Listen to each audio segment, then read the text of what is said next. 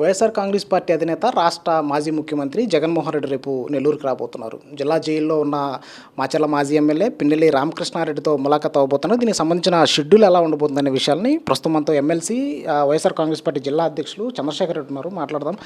రేపు జగన్ సార్ పర్యటన ఉంది. దానికి సంబంధించి షెడ్యూల్ ఎలా ఉండబోతుంది?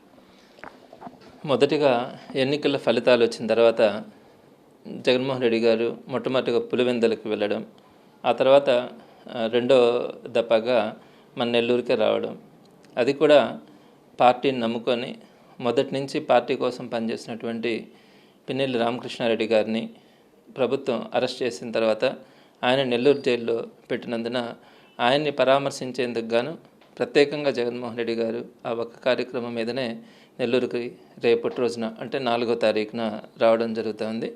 ఇందులో భాగంగా ఉదయం 10:30 గంటలకి కనపర్తిపాడు హై స్కూల్, జిల్లా పరిషత్ హై స్కూల్కి హెలికాప్టర్ ద్వారా అక్కడికి రావడం, అక్కడి నుంచి రోడ్డు మార్గాన నెల్లూరు సెంట్రల్ జైలుకి వెళ్ళి ములాఖత్తులో పిన్నెల్లి రామకృష్ణారెడ్డి గారికి ధైర్యం చెప్పడం, తనకి తన కుటుంబానికి పార్టీ అండగా ఉంటుంది అనే అభిప్రాయాన్ని ఆయనకి తెలియజేయడం, ఆ తర్వాత అది అయిపోగానే సుమారుగా 12 గంటలకల్లా తిరిగి కనపర్తిపాడు జిల్లా పరిషత్ హై స్కూల్కి హెలిప్యాడ్ ఉన్నటువంటి ప్రాంతానికి వచ్చి అక్కడి నుంచి మళ్ళీ హెలికాప్టర్ ద్వారా తిరిగి తాడేపల్లికి వెళ్ళడం కూడా జరుగుతుంది.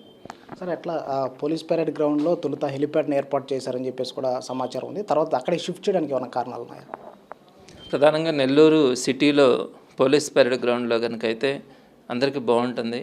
జగన్మోహన్ రెడ్డి గారిని ఈ రోజుకి కూడా ప్రతి సామాన్యుడి కానీ ప్రతి వ్యక్తి యొక్క గుండెల్లో జగన్మోహన్ రెడ్డి గారు ఉన్నారు. ఆయన్ని కలవడానికి నెల్లూరు పోలీస్ పెరేడ్ గ్రౌండ్ అయితే అందుబాటులో ఉంటుంది. అందరూ కూడా జగన్మోహన్ రెడ్డి గారిని కలవాలని ఆతృత ఉంది.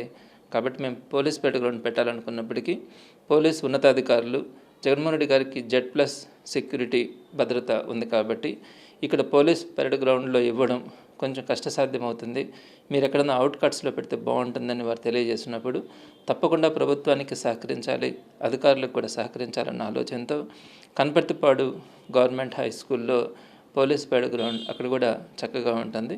సో అక్కడికి వెన్యూని మార్చడం కూడా జరిగింది. సో ఫైనల్గా మీరు అధ్యక్ష హోదాలో ఉన్నారు. జిల్లాలో పార్టీ క్యాడర్కి సంబంధించి వారికి ధైర్యం నింపేలా ఎలాంటి చర్యలు తీసుకుంటున్నారు? దానికి సంబంధించి ఏమన్నా ఇంతవరకు రివ్యూలు కానీ ఏమైనా జరిగాయి?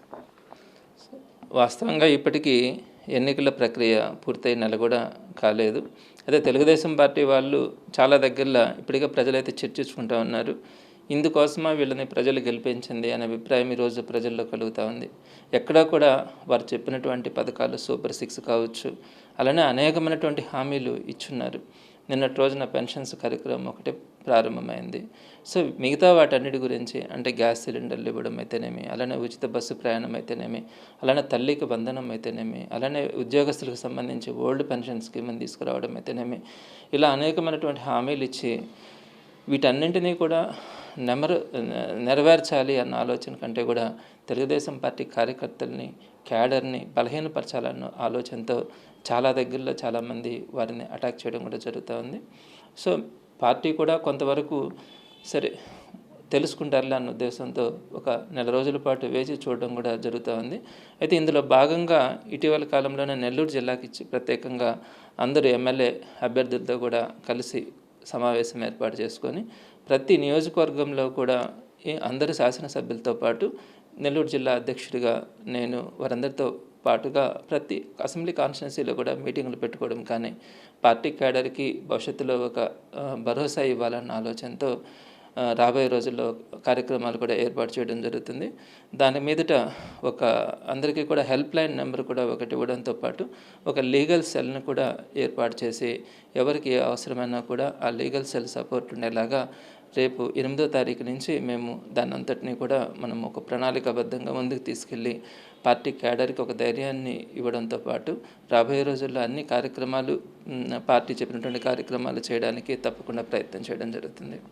Thank you sir. సో మొత్తంగా రేపు వైఎస్ఆర్ కాంగ్రెస్ పార్టీ అధినేత జగన్మోహన్ రెడ్డి పర్యటనకు సంబంధించి అన్ని ఏర్పాట్లు పూర్తి చేశాము. కనపర్తిపాడులోని హెలిప్యాడ్ ద్వారా ఆయన హెలికాప్టర్లో అక్కడ ల్యాండ్ అయ్యి అక్కడి నుంచి ఏదైతే సెంట్రల్ జైలుకి వెళ్తారని చెప్పేసి కూడా పార్టీ జిల్లా అధ్యక్షులు ఎమ్మెల్సీ చంద్రశేఖర్ రెడ్డి చెప్తున్నట్టు పరిస్థితి కనిపిస్తుంది. కెమెరా ప్రసాద్ వెంకట్, సాక్షి టీవీ, నెల్లూరు నుంచి.